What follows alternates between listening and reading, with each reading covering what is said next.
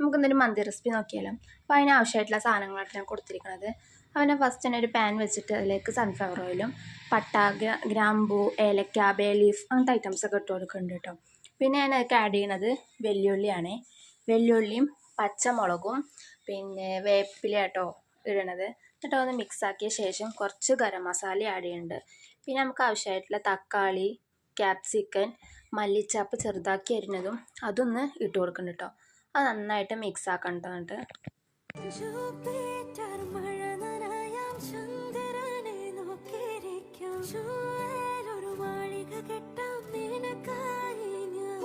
നമുക്ക് ഇഞ്ചി വെളുത്തുള്ളി പേസ്റ്റ് മിക്സ് ആക്കാം കേട്ടോ.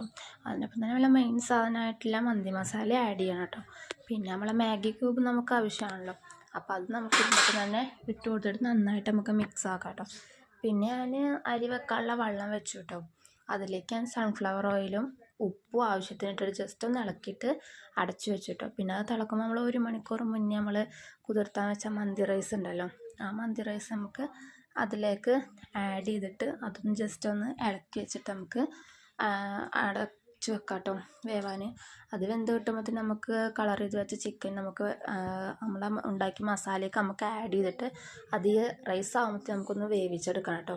പിന്നെ നമ്മൾ ഈ റൈസ് ആയ ശേഷം നമ്മൾ ആ വേവിച്ച് വെച്ച മന്തി ചിക്കൻ മസാലയൊക്കെ നമ്മൾ ഈ റൈസ് ഇട്ട് കൊടുക്കുന്നു കേട്ടോ.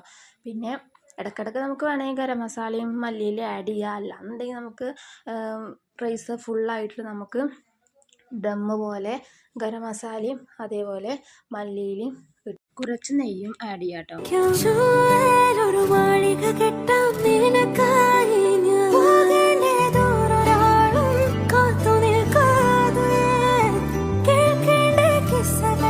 ഞാൻ എൻ്റേതായ രീതിയിലാട്ടോ ഞാൻ മന്തി ഉണ്ടായിരിക്കുന്നത്.